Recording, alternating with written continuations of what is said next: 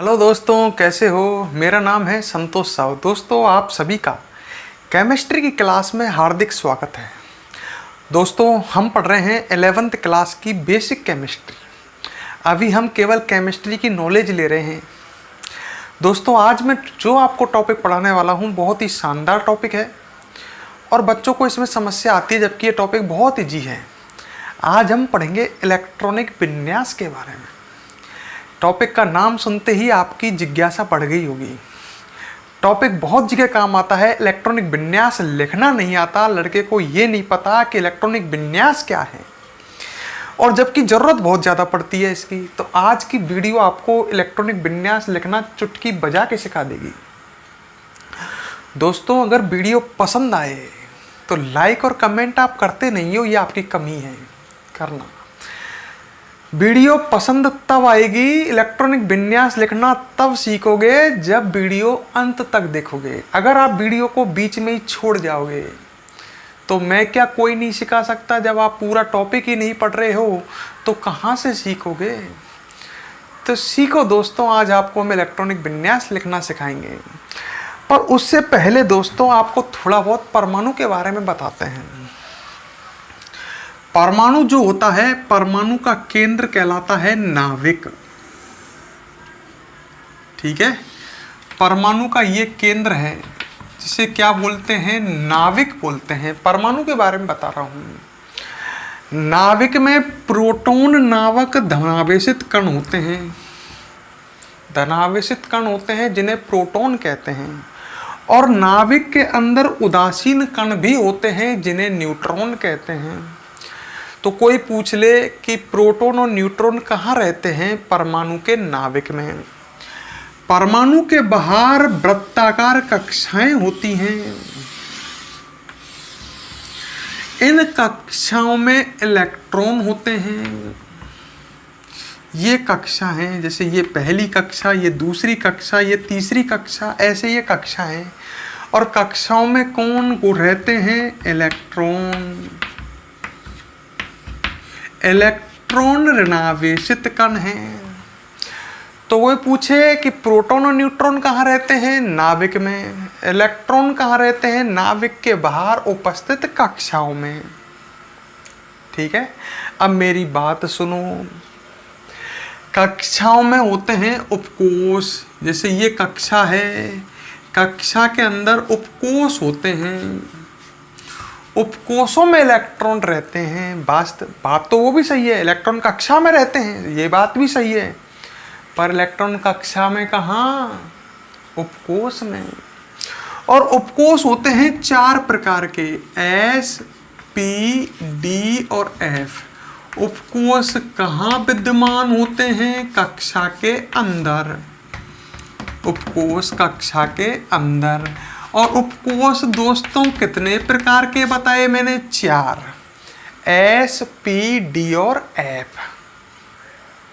Clear, कोई समस्या यहाँ तक। अच्छा बताओ मुझे, अब मैं पूछता हूँ, प्रोटॉन और न्यूट्रॉन कहाँ रहते हैं, नाभिक में। इलेक्ट्रॉन कहाँ रहते हैं, कक्षाओं में। कक्षाओं में कहाँ, कक्षाओं के अंदर उपकोष होते हैं, उपकोष में रहते हैं। उपकोष कितने प्रकार के बताए, 4 प्रकार के। क्या नाम है, S, P, D और F। क्लियर, अब मेरी बात आगे सुनो। पहली कक्षा, कौन सी कक्षा, पहली दिख रही है, ये पहली कक्षा, ये वाली। पहली कक्षा में एक ही उपकोष होता है और वो होता है S उपकोष। ये एक लिख रहा है पहली कक्षा, और S का मतलब S उपकोष। दूसरी कक्षा जो होती है, समझते चलो, दूसरी कक्षा में 2 उपकोष होते हैं, 2S और 2P। मतलब दूसरी कक्षा में S उपकोष और P उपकोष होते हैं। ऐसे तीसरी कक्षा में 3 SPD, चौथी कक्षा में 4 SPDF, 5वीं कक्षा में 5, एक और बढ़ जाएगा पर अभी ज्ञात नहीं है वो, तो हम 4 ही मानते हैं कि अधिकतम 4 है, ऐसा समझो आप। पहली कक्षा में 1, दूसरी कक्षा में 2 S और P। अब कोई पूछे आपसे पहली कक्षा में कितने उपकोष, मैंने कहा पहली कक्षा में 1 उपकोष, कौन सा, S। दूसरी कक्षा में कितने उपकोष, 2। तीसरी कक्षा में 3। चौथी कक्षा में 4। पांचवी कक्षा में बताओ तो 5, पर 4 ही ज्ञात हैं। ठीक है। छठी कक्षा में कोई पूछे 6। नाम पूछे 4 अंक के पते हैं, SPDF। क्लियर। अब मेरी बात को आगे सुनो। अच्छा, एक S उपकोष जो होता है, बड़े ध्यान से सुनो। तो उपकोष 4 तरह के हो गए हमारे पास, उपकोष 4 तरह के हो गए। कक्षा में होते हैं ना, ये कक्षा के अंदर एक S है, एक P है, एक D है और F, 4 तरह के उपकोष होते हैं। S कक्षक में अधिकतम इलेक्ट्रॉन, ये भी याद रखो, S कक्षक में अधिकतम इलेक्ट्रॉन कितने आ सकते हैं, 2। P उपकोष में अधिकतम इलेक्ट्रॉन 6 आ सकते हैं, मैक्सिमम 6। कोई पूछे P उपकोष में 4 इलेक्ट्रॉन आ सकते हैं, आ सकते हैं। P उपकोष में 7 आ सकते हैं, नहीं, अधिकतम 6। S उपकोष में 1 इलेक्ट्रॉन आ सकता है, आ सकता है। 2 आ सकते हैं, आ सकते हैं। 3 नहीं आएंगे। D उपकोष में अधिकतम 10 और F उपकोष में अधिकतम 14, ये भी याद रखो, लिख लिया करो। S उपकोष में अधिकतम 2 इलेक्ट्रॉन, P उपकोष में 6, D उपकोष में 10 और F उपकोष में 14, ये याद कर लो। कर लिया। तो मैंने अब तक क्या क्या सिखाया, कक्षा के अंदर क्या होते हैं उपकोष, कौन कौन से होते हैं, 4 तरह के, S, P और D, F। S उपकोष में अधिकतम कितने इलेक्ट्रॉन आते हैं, 2। P उपकोष में 6, अब 4-4 बढ़ाते चलो। D उपकोष में 10, F उपकोष में 14, G होता तो 18, उपकोष अगर G होता तो 18, पर अभी तक 118 ही तत्व ज्ञात है ना लगभग। कोई भी तत्व ऐसा नहीं है जिसमें G उपकोष अब तक आया ही नहीं है, तो कोई काम का ही नहीं है अपना। तो ये 4 याद रखो, चारों में इलेक्ट्रॉन याद रखो, अधिकतम 2, 6, 10, 14। ठीक है। अब हम आपसे एक सिद्धांत की बात करते हैं, क्योंकि मुझे सिखाना इलेक्ट्रॉनिक विन्यास है। सिद्धांत का नाम है अफबाऊ सिद्धांत। कौन सा सिद्धांत, अफबाऊ सिद्धांत।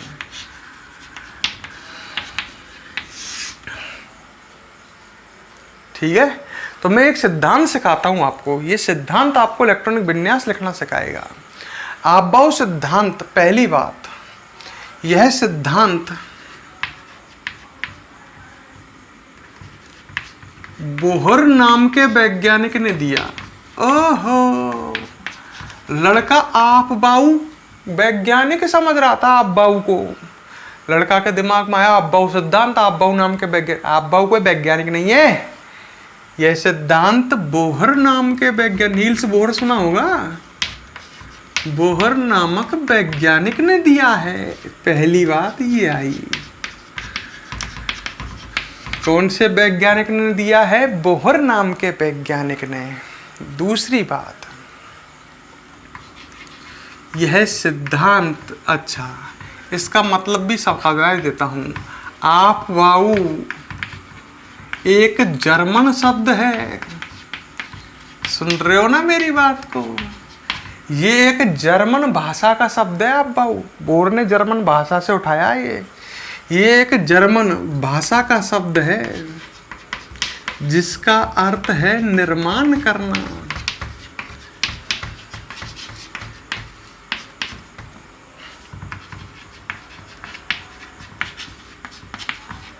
क्या अर्थ होता है, निर्माण करना।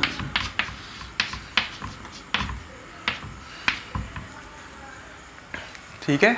अच्छा, ये सिद्धांत हमें क्या बताता है, तुमने उपकोष बताए ना अभी, ये सिद्धांत हमें उपकोषों की ऊर्जा का क्रम बतलाता है।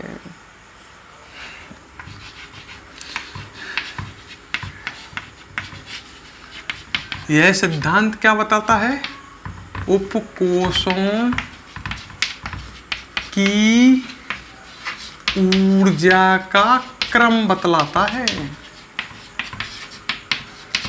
तो कोई पूछ ले अब्बव सिद्धांत क्या समझाता है? जो उपकोष होते हैं उनकी ऊर्जा का क्रम। अब वो क्रम क्या है मैं ये बताता हूं आपको। बड़े ध्यान से देख रहे हो ना, कहीं सो तो नहीं गए? कुछ सो गए, जगा देता हूं। तो यहां तक क्लियर है ना? तो ये सिद्धांत उपकोषों की ऊर्जा का क्रम बतलाता है। तो वो ऊर्जा का क्रम देखते हैं अब हम। देखो सामने,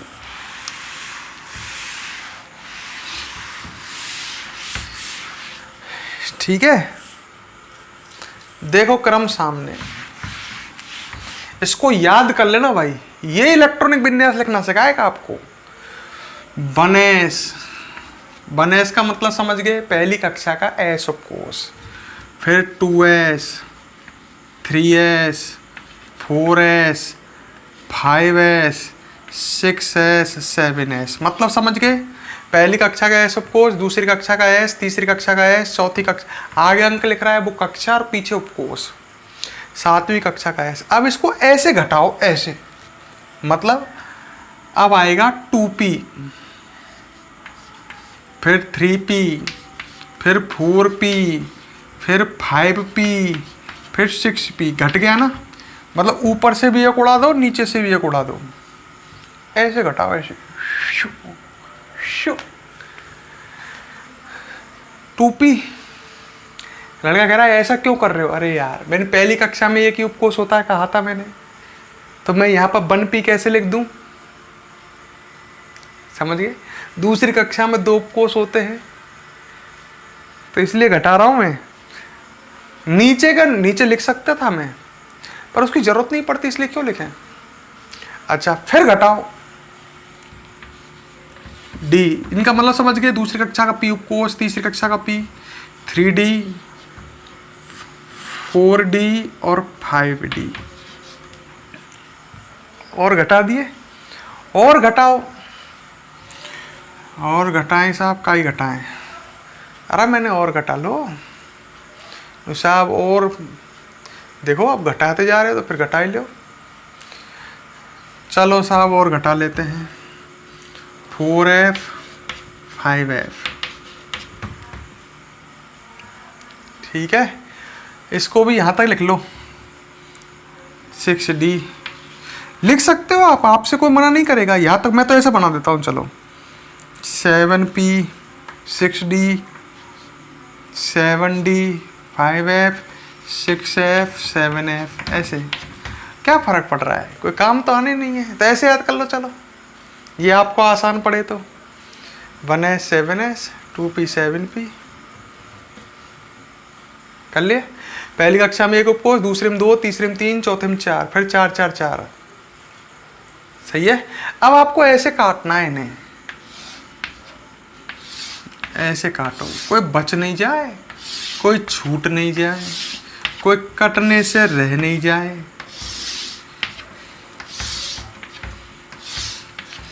और ये आपके सामने आ गया उपकोषों की ऊर्जा का क्रम, जो आपबाऊ सिद्धांत बतलाता है, जो बोहर बतलाता है। मतलब सबसे कम ऊर्जा होती है बनेस की, इसको ऐसे पढ़ना है उधर से इधर। उससे अधिक ऊर्जा होती है 2s की, फिर उससे अधिक 2p, फिर 3s, फिर 3p, फिर 4s। 4s से अधिक ऊर्जा 3d की, उधर से इधर पढ़ो। फिर 5s आ जाएगा, 5s से अधिक ऊर्जा 4d की। अच्छा, जब इलेक्ट्रॉनिक विन्यास लिखते हैं तो दोस्तों इलेक्ट्रॉन उपकोषों में भरे जाते हैं। ठीक है, कैसे भरे जाते हैं? उन उपकोषों की ऊर्जा के बढ़ते हुए क्रम। मतलब इलेक्ट्रॉन, जब आप इलेक्ट्रॉनिक विन्यास लिखोगे तो किस तरह से लिखोगे? क्या लिखोगे इलेक्ट्रॉनिक विन्यास में? हम उपकोषों में इलेक्ट्रॉन भरते हैं। कैसे भरते हैं? उन उपकोषों की ऊर्जा के बढ़ते क्रम में। मतलब पहले इलेक्ट्रॉन भरा जाएगा उस उपकोष में जिसकी ऊर्जा कम होती है। पहले इलेक्ट्रॉन 1s में, फिर किस में भरोगे? 2s में, फिर किस में? 2p में। अरे यार पहले इलेक्ट्रॉन उसमें भर रहे हो जिसकी ऊर्जा सबसे कम है, फिर उससे अधिक में, फिर उससे अधिक में। 2p फुल हो जाए फिर 3p, 3s में, 3s फुल हो जाए फिर 3p में। समझ गए? 3p के बाद 4s में। ठीक है। अब मैंने कहा एक तत्व है A जिसका परमाणु क्रमांक 18 है। परमाणु क्रमांक होता है इलेक्ट्रॉनों की संख्या। एक तत्व है या एक परमाणु है, उसका परमाणु क्रमांक है एक परमाणु में उपस्थित इलेक्ट्रॉनों की संख्या। परमाणु क्रमांक 18 है, मतलब उसमें इलेक्ट्रॉन 18 हैं, तो भरिए कैसे भरोगे? 18 इलेक्ट्रॉन भरने हैं। 1s में 2, आपको पता ही है भाई, s में 2 आएंगे नहीं आएंगे? s में अधिकतम 2 इलेक्ट्रॉन आ सकते हैं, 2s में भी 2, p में अधिकतम कितने आ सकते हैं? 6 बताए थे, भूल गए आप? याद है? अच्छा, फिर इसमें कितने आएंगे? 2। इसमें कितने आएंगे? 6। मैंने 18 तो नहीं हो गए, गिन ले। 2 2 4 6 10 2 12 6 18, 18 हो गए। तो रुक जा, आगे क्यों लिख रहा है? 18 इलेक्ट्रॉन तो भरने हैं। इस तरह से आप कितने भी भर सकते हो, किसी भी तत्व का आप इलेक्ट्रॉनिक विन्यास लिख सकते हो, उसका परमाणु क्रमांक आपको पता होना चाहिए। जैसे मैंने कहा एक तत्व है, उसका परमाणु क्रमांक 56 है और आपको इलेक्ट्रॉनिक विन्यास लिखना है, तो आप ऐसे लिखते चलो ना किरण भाई, ये याद होना चाहिए। आप इसको बना लो रफ में और फिर लिखो 1s में 2, पहले 1s आएगा जिसमें 2 इलेक्ट्रॉन आएंगे, ये ऊपर इलेक्ट्रॉन लिखे जा रहे हैं। 2s में 2, 2s के बाद कौन है देखना? 2p, 2p में कितने भरोगे? 6। 2p के बाद कौन है? 3s, 3s में कितने भरोगे? 2। फिर कौन है? 3p, 3p में कितने भरोगे? बताओ यार, साहब भर देंगे इसको। चलो समझ गए ना मेरी बात? 52 कर देता हूँ ना, ज़्यादा बड़ा हो जाएगा, कितना भी कर लो कोई फर्क नहीं पड़ेगा। 3p में कितने? 6। 3p के बाद कौन है? 4s, 4s में कितने? 2, बीच बीच में गिन लेना। 4s के बाद है 3d, 3d में कितने? 10 है। अरे d में अधिकतम 10 आ सकते हैं, 10 आ सकते हैं। s में 2, p में 6, d में 10 और f में 14। सब गिन लेना एक बार। मीन क्या? इलेक्ट्रॉन। 2 2 4 6 10 2 12 6 18 2 20 और 10 30, 30 ही हुए अभी तो। मैंने और बढ़ाओ, 3d पहुंच गए। 4p में 6, 36 हो गए। 5s में 2, कितने हो गए? 38। अब कौन आएगा? 4d में 10, 48 हो गए साहब। 4p में 6, 48 और 6 54, 52 ही भरने साहब। मैंने गिन ले, गिन ले भाई एक बार। p में अधिकतम 6 आ सकते थे ना, तो हम तो 4 तो भर रहे हैं, 4 तो भर सकते हैं। 2 2 4 6 10 2 12 6 18 2 20 30 6 36 और 2 38 और 10 48 और 48 और 4 52, 54 होता तो 2 और बढ़ा देते है। तो कोई कठिन है क्या? अगर आप समझ रहे हो जब तो कठिन नहीं है साहब। कोई बड़ा सा दो, बड़ा सा कैसा? ऐसा दो साहब 112 में भरने हैं, हटाओ 113। मैं एक ऐसा एग्जाम्पल और दे देता हूँ, चलो समझ गए होंगे यार। सीरियलिटी से भरते चल जाना, जहाँ 112 हो जाए वहाँ रुक जाना। 118 दिया, जहाँ 118 हो जाए वहाँ रुक जाना। इलेक्ट्रॉनिक विन्यास तैयार हो जाएगा। दिमाग से चलोगे तो कोई कठिन चीज़ नहीं है। मैं आपको एग्जाम्पल देता हूँ, चलो कमेंट बॉक्स में डालने की कोशिश करना, लिख सकते हो तो ठीक है। तो आप इलेक्ट्रॉनिक विन्यास सीख चुके हो। अभी जो लिख रहे थे वो इलेक्ट्रॉनिक विन्यास ही लिख रहे थे। इलेक्ट्रॉनिक विन्यास में हम क्या लिखते हैं? परमाणुओं में हम कक्षकों, मतलब परमाणु के जो उपकोष हैं उन उपकोषों में हम इलेक्ट्रॉन भरते हैं। ये इलेक्ट्रॉनिक विन्यास है। और आप सीखे हो, अब लिख सकते हो आप। उपकोष में इलेक्ट्रॉन भरने पर हमें क्या प्राप्त होता है? इलेक्ट्रॉनिक विन्यास, मतलब इलेक्ट्रॉनों की व्यवस्था, इलेक्ट्रॉनों की व्यवस्था प्राप्त होती है। ठीक है, मैं देता हूं चलो कुछ सरल सरल से एग्जाम्पल। एक तत्व है जिसका परमाणु क्रमांक 31 है, उसका इलेक्ट्रॉनिक विन्यास लिखना है। एक जिसका 47 है, एक जिसका बड़े दे दूं 112 है, एक जिसका 86 है और एक जिसका 118 है। ये परमाणु क्रमांक हैं, उनके लिखने हैं आपको इलेक्ट्रॉनिक विन्यास। ये तत्वों के परमाणु क्रमांक आपको दिए गए हैं और इन तत्वों के दोस्तों आपको इलेक्ट्रॉनिक विन्यास लिख करके मुझे कमेंट बॉक्स में डालने हैं। देखते हैं कितने इंटेलिजेंट बच्चे डालते हैं। ठीक है, तो सीख गए आप बेटा। छोटी छोटी बातों को क्लियर कर लो, पीछे मजबूत बेस बन जाएगा आपका। ठीक है, अब आपसे हम कल मिलते हैं, है ना।